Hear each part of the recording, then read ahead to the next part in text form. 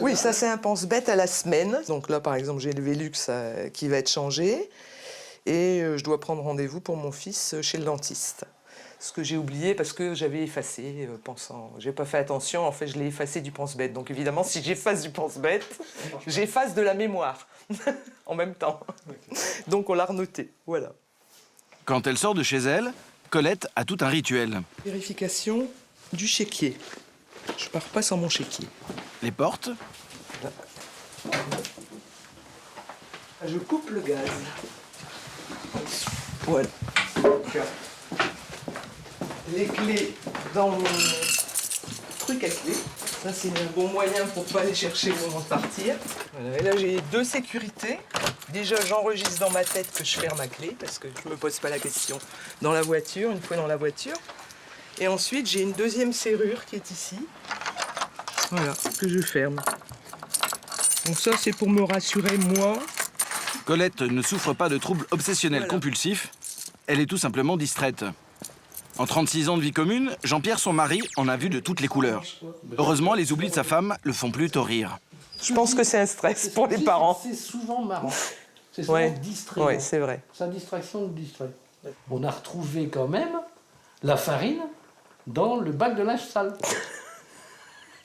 Oui, je ne sais pas ce qu'elle faisait. Je ne sais pas. Ce qu'elle faisait là. Non.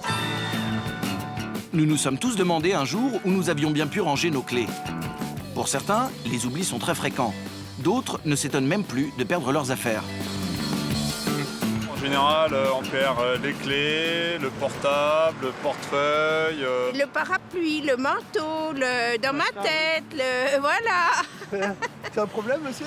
Ah ben oui, c'est un problème. Dans un couple, il y en a toujours un plus distrait que l'autre. Je suis un peu son agenda en fait. Voilà. On- Et numéro de téléphone, vous me donnez un numéro de téléphone, dans 2 minutes, je sais plus. J'arrive à perdre 8 fois dans l'année ma carte bleue. Quoi. Tout ce qui peut se perdre en fait, tout ce qui peut s'oublier quelque part. Colette, notre championne des têtes en l'air, a appris à vivre avec ses petits oublis du quotidien. Elle a même compris pourquoi elle a tendance à tout oublier. Le distrait, à mon avis, c'est quelqu'un qui est un petit peu rêveur aussi, à la base. Donc, et qui a besoin de s'évader dans ses rêves tout le temps. Il plane tout le temps, hein, le distrait. Donc, il faut se faire violence quelquefois pour justement être dans la réalité. Pas facile tous les jours d'être distrait. Pour Béatrice Millettre, psychothérapeute, être sur son petit nuage en permanence, ce n'est pas si grave. Il faut apprendre à dédramatiser quand on est distrait. C'est une évidence parce que tout devient une catastrophe. Effectivement, le fait de perdre ses clés n'a jamais tué personne. Mais pourquoi les distraits oublient tout? On ne fait pas attention, on est préoccupé dans nos pensées et donc tout ce qui se passe autour, on n'y est pas. C'est pas un problème de mémoire, c'est que l'attention au départ, qui est la première étape, n'est pas là. Et à l'inverse, plus je me concentre, moins ça marche. Et que là, à ce moment-là, ça devient de la distraction parce qu'on se concentre de trop. Et à force de trop se concentrer, comme ça, il n'y a plus rien qui rentre. Quand on a une âme de Pierre Richard, il faut savoir s'organiser. Après avoir perdu ses papiers pour la 1000e fois, Colette a dû trouver une parade. Alors, ben là, c'est mon sac spécial distraite. C'est-à-dire que je l'ai toujours en bandoulière. Et dedans, toujours mon chéquier. Puisque je n'ai pas de carte de crédit, étant donné que c'est quand même plus difficile de perdre un chéquier que de perdre une carte de crédit. Donc pièce d'identité est toujours là, avec le chéquier. Mes papiers de voiture sont toujours derrière. Donc ça, il faut un petit peu avoir un petit peu d'ordre quand on est distrait. François aussi est distrait. Heureusement, il commercialise des gadgets. Son truc à lui pour ne rien perdre, c'est plutôt la technologie.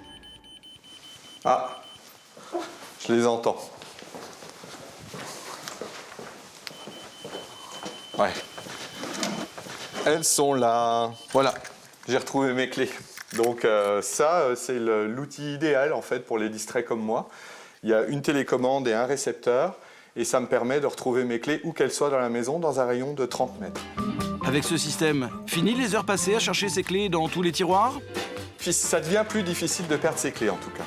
Mais ce n'est pas tout, car François a aussi un gadget pour les distraits. Voilà. De compétition. pour ceux qui oublient vraiment tout et qui seraient capables de perdre en plus la télécommande dans le système qu'on vient de voir auparavant, on a tous une bouche, on est tous capables de siffler, donc on peut retrouver facilement son porte-clés en sifflant. Voilà. Il existe également un appareil pour jardinier distrait qui clignote quand votre plante a soif. Et elle s'éteint une fois qu'on a arrosé la plante. Et dans la série « Je perds absolument tout », François est aussi capable de perdre de très gros objets. Comme j'ai tendance à tout oublier, même où j'ai garé ma voiture, là je suis en train d'enregistrer la position satellite de ma voiture pour pouvoir la retrouver facilement et sans avoir à me dire où suis-je. Il peut alors faire ses courses l'esprit tranquille. Et quand il sort du supermarché, il n'a plus qu'à suivre la flèche et à remonter dans sa voiture. Et je peux repartir sereinement. Quand il n'oublie pas d'ouvrir la porte. Il existe d'autres systèmes anti-tête en l'air, comme ce boîtier connecté à une puce électronique. On fixe la puce, par exemple, sur son portefeuille.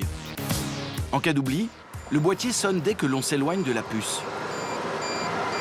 Il suffit alors de suivre le signal. Grâce à cet appareil, même un distrait n'oubliera plus son portefeuille. Dernier objet, ce pense-bête en forme de montre qui évite les gribouillis sur les mains. Le prix de la distraction peut varier de 3,50 € à 140 €. Et pour ceux qui n'ont pas ces gadgets sous la main, on peut toujours compter sur son conjoint. Colette l'a bien compris, elle n'égare jamais son mari. Mon job, c'est de, par exemple, dans la maison, de regarder où se trouvent les choses. Et je sais que la question viendra. T'as pas vu ceci? T'as pas vu cela? Tant que ça ne touche pas à la santé, tout va bien. Pour notre psychothérapeute, il faut tout de même faire attention à certains travers. Dans le cadre d'un distrait qui serait en couple, il faut faire attention à ne pas trop s'appuyer sur son conjoint, parce que sinon le conjoint va prendre tout en charge et le distrait ne va plus rien faire. S'il ne fait plus rien, il ne va pas sortir de sa distraction. Donc l'écueil à éviter, c'est de trop s'appuyer sur le conjoint. Malgré tout, Jean-Pierre sera toujours là pour Colette. Et Colette, elle, sera toujours distraite. C'est vrai que moi je me pose quelquefois la question, quelle sera la prochaine, mais surtout, à quel niveau elle sera la prochaine. Mais quand il arrive rien, tu t'ennuies, quoi. C'est vrai, c'est vrai un peu. Tu dis, tiens, qu'est-ce qui se passe en ce moment? Il t'arrive rien. C'est vrai, je te l'ai déjà dit ça. Ouais. Pour le meilleur et pour le pire. Hein.